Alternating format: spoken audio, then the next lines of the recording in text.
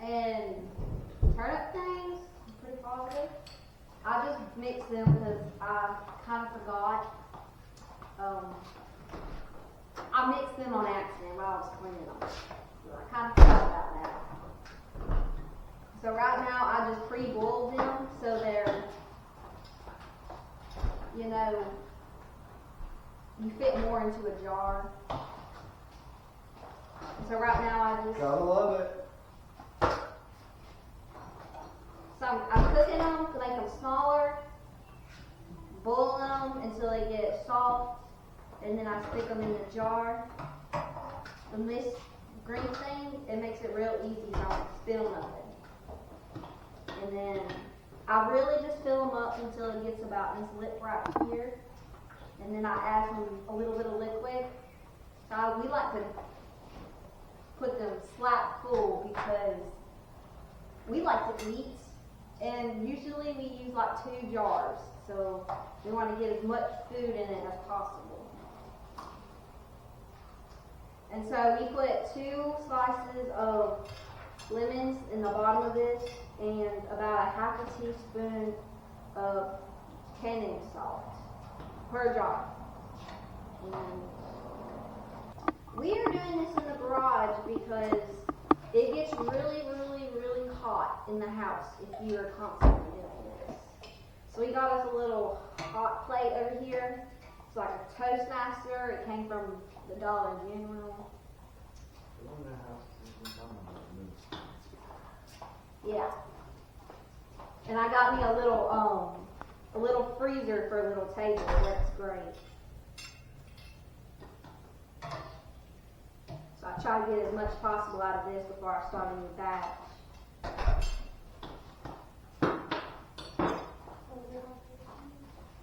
I'm setting this over here. And then I'll cut me some more. We got some like in here. They're nice and clean. We'll go ahead and cut them up.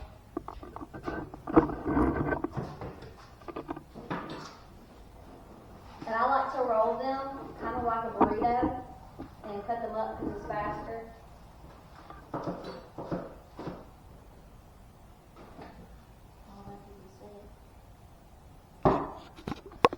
I like to roll up like this.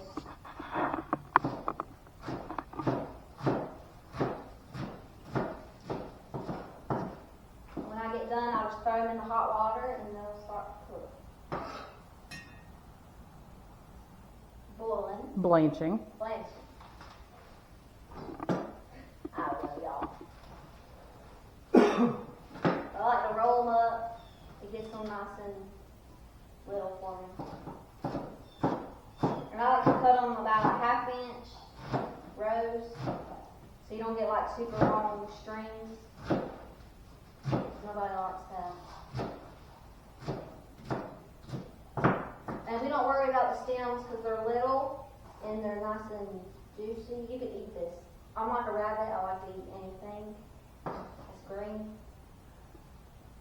Yeah. But they'll be nice and tender when you eat them.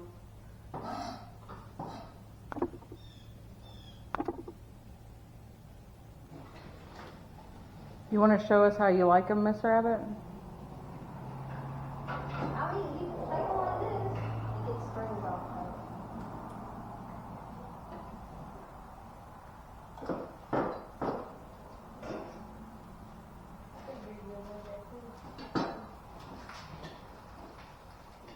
And I'm weird, you know, like lettuce and stuff. I don't really like the green stuff. I like it almost white.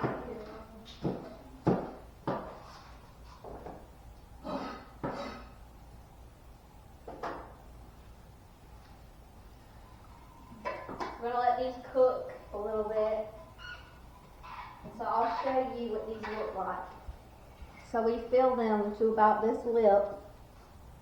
And then you can see our 2 lemon things, 2 lemon slices. Huh? There. And then we have our little rim. And make sure you don't want to put this lid on too tight because then you can cause it to not seal. And we like to wipe it around with vinegar, but I didn't do that this time. You don't have to do it every time, but if you want to make sure, you can do that.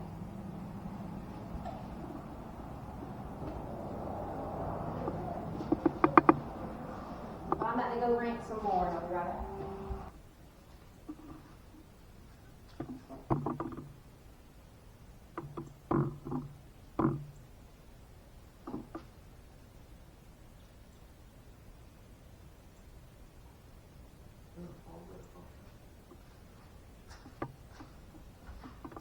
Where's my spoon though? You gotta have this thing works. Because I like to push it down so it helps them all.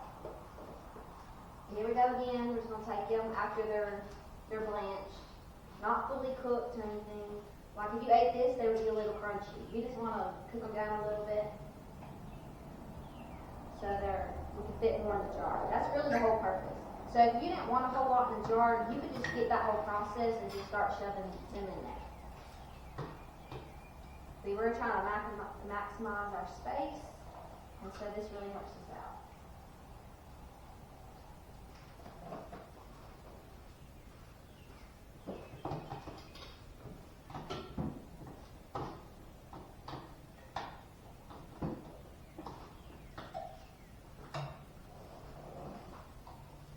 And another thing, if you don't like lemon juice, like if you don't like them in your greens, you could do vinegar instead, like while they're in the pressure cooker, pressure canner. What kind of vinegar do you not recommend though? I don't recommend apple cider vinegar because it kind of just gives off a flavor, and I wouldn't really recommend it. So I would do regular white vinegar. It doesn't have that distinct taste. And if you like more lemon juice or more, you can put more in there, just about your taste. But bare minimum, I would say 2 slices, just so you can acidity right, so it holds up really good. And when we cook them, we put more lemon juice, obviously, to really get that stuff in there. Juice flavor. And why do we typically recommend the canning salt over using regular table salt?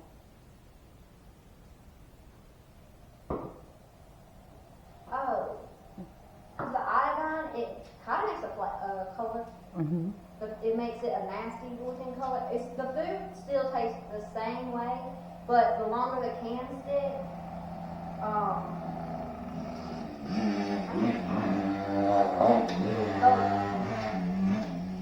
the longer the cans sit, the more brown color is what in the can. And if I were you, I wouldn't want to open up my pantry and there's like, oh, I don't want to eat the green can. So we just like to do green can. So that's why we choose can and salt over that.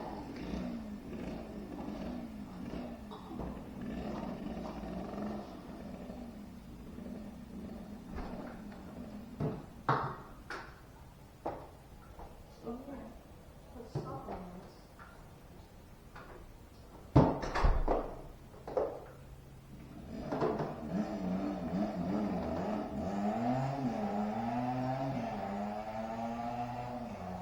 So I do a half a teaspoon of can salt per jar.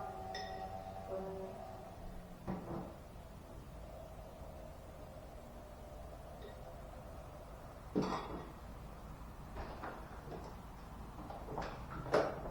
you want them more salty, you can put more salt in there.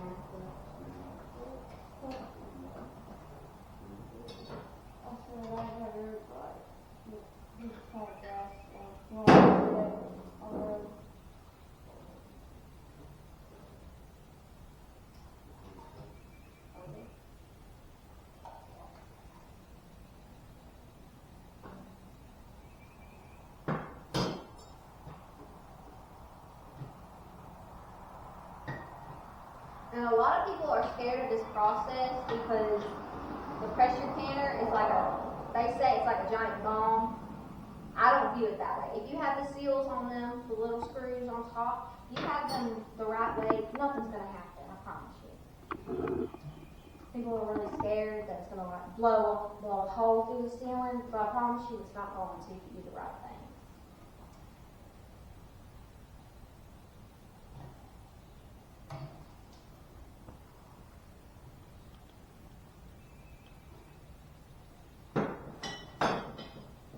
I'll set that over there while I cook some more.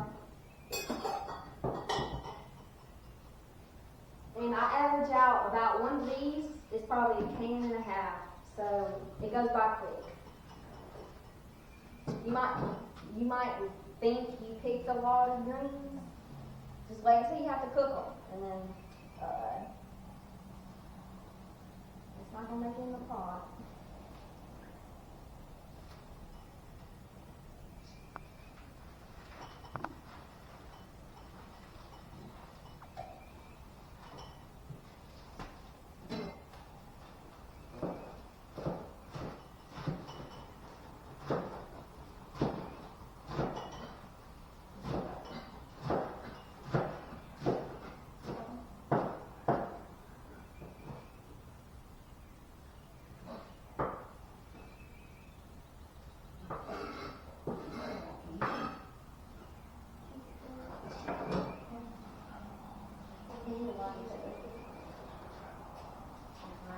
So this is the almighty pressure canner that everybody is scared of. Well, they say they're scared, but I don't really know, but a lot of people are. So we're going to put this thing in the bottom so the cans don't move too much and break and stuff. You just place this on the bottom, right in there. And then this. That's for the heat off the bottom, not break the jar. Yeah, the heat off the bottom don't break the jar, so there's a little barrier to keep the heat distribution in check, I guess. So this is the pounds that you put on, so this little thing right here. And so you can put it on 5, 15, and 10. It's basically what your elevation is from sea level, I think. And so in Alabama, we're a little bit... 300 feet. 300 feet. That's what we are. In South Carolina, I think it was 600, so we're kind of half low, but there's different ranges for this, and so we're still in the same range, and we've always used 10 pounds, so we're going to use 10 pounds now. And so I'm going to go grab the jars, and we're going to sit them in here, and then we're going to do everything else.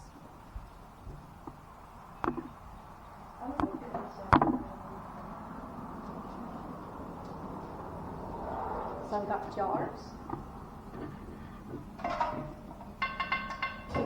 Maybe I should do that so I don't fall over.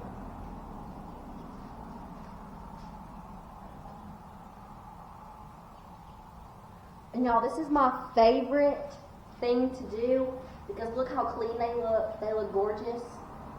There's nothing that makes me happier than this because it's just, I don't know, I love it. So you just place them in there. And they're just a pretty color.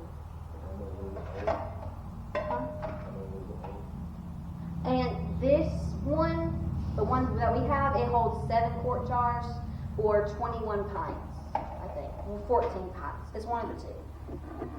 But you do this, and then we're gonna fill it up with water just right above the jar line.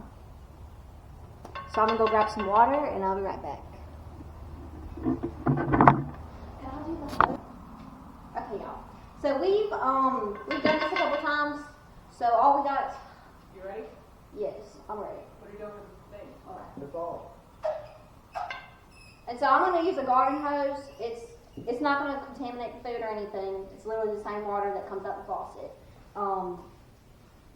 And so we're just going to fill it up a little bit, and then. All right. I don't want to scrape it. Well, You don't have to. you turn it off by that handle? Oh, okay.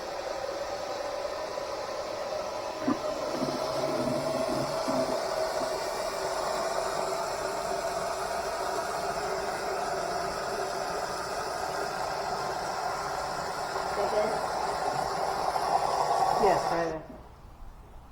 And so you don't necessarily have to put them above the jars. So I was technically supposed to put water in it before I was supposed to put the jars in. So it would probably be like 2 or 3 inches. But I've done this a couple times, so I know that as long as you got it to the beginning of the lids, you're perfectly fine. If you put more water in it, it's perfectly fine. It's not gonna do nothing.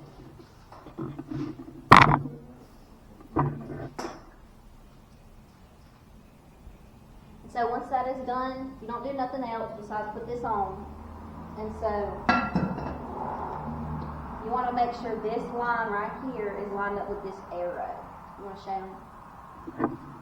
And so this little arrow, you may want to make sure that it is on this line. And then you want to start putting these things on. This is the most important part. And you want to make sure it's even all the way around. And so you don't want to put them too tight on each one, because I've made this mistake before. So you just want to put them on, and then you'll go around in a circle and do. I've had my dad correct me because I almost blew a hole in the ceiling. Maybe not, but it might have happened.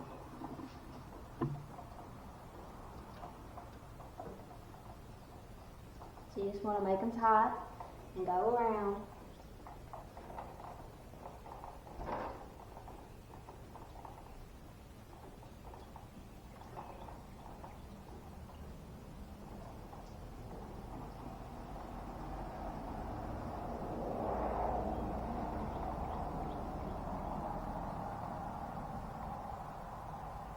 And you want to make sure, you want to go around and make sure that it is level. And I think it is. So. We use 10 pounds because of where we live. We're not in the mountains, so we don't have to really worry about it. If we lived in the mountains, I think it would be 15 pounds because of the elevation. And so we're just going to place the hole, 10-pound hole, on top of this little thing. And this is what shoots the air out. And so once this is in, that's really what you do. It is the vent. It controls the pressure inside of here. And so I'm going to turn this little thing on. This might look a little bit too small, but it's going to work. We've done this before. Now we're going to turn this thing on high until this gauge right here turns to 10 pounds. Once it turns to 11 pounds or so, we are going to control the knob to make sure that it constantly stays at 10 pounds. And then, so we're going to turn the temperature about halfway to control the temperature or in the pounds that's inside of here. And so once it is a constant 10 pounds, we will put a timer on, and I'm going to have to go double check, but I think it's 90 minutes for this. And this will be constant steam, like it will be running like this, and it's going to make a little annoying noise, but you got to love it. Like my dad says, you got to love it. But that's it. There's nothing more scary about it. There's nothing scary. It might make a little noise or anything, but that's literally all it is. It looks like a giant bomb, but it's not that bad. And what did we learn about letting it depressurize when you're done? Oh, another thing. So once the timer goes off, all you do is turn the heat off. And you have to let it cool down. You have to let this gauge go all the way back to 0 pounds. And do not touch this thing. Oh, do not touch this thing while it's cooking. You hear me? Because it might blow a hole through your fingers or your hand. And we learned the hard way that if you remove that too soon and let it depressurize too quickly, it'll break the jars. And yes, it'll break the jars. And you don't want no catastrophic event to happen. So do not touch this. Whatever you do, don't touch it. But once it gets to 0 pounds, you can remove it. Nothing's gonna happen. You just gotta be patient. We've had to do this so many times. Like if you had to do beans or greens, it's 90 minutes when it starts at 10 pounds, and that's a very long time. So you have to be patient and don't touch it. It'll hurt you.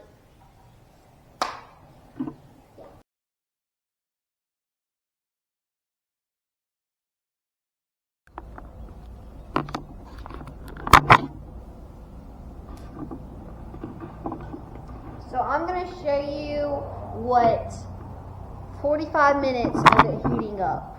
Since it's not on propane, because we usually do propane in the house like during the winter and stuff. So we're doing it on a heating pad. I forgot what it's called. What's that called? It's called a hot plate. And so we're doing it outside in the garage. And it's taken 45 minutes for it to finally reach some pounds. And I'll show you right here. You can see it's finally ticking up a little bit. And so it's on this little hot plate down here. So it's a tiny little thing, but you know it's working. It's gonna work. Promise you. It's gonna take a little while. So, but we only have one batch today, so it's not really a big deal. It's not like we have to wait for more. So it's slowly rising. It's slowly gonna get in there, but I'll update you in a little while. So welcome back, everybody. You can tell it is dark outside. This little hot plate didn't do so well. We usually do propane on a little camper stove, and this was way slower since it was plugged up in electricity. And so we've already unplugged it, as you can tell, so we don't burn our house down. And so we've turned it off, the burner, and now we're just going to let this sit. I'm not going to touch this, the gauge, the pound gauge, because it would ruin the jars and break the jars, and now it's just a disaster on its own. Because we've literally been out here for 4 or 5 hours waiting on this thing to be ready. And so now we just let this thing cool. We are not going to touch this. We're going to let it depressurize itself. All you have to do is turn it off. And then we're going to wait. And then when we get done, we're going to, once the gauge goes all the way to 0, we're going to take the pressure gauge off. And then you can open up the thing and put a little heat pad on the table, and you can let the jars cool overnight. And then in the morning, then you can put them wherever you want. And then you can dump the liquid out of here and clean it up, and you'll be all done. So I'm going to show you really what it looks like.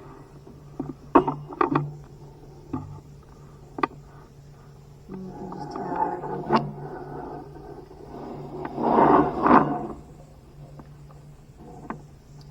So you have about 8 pounds.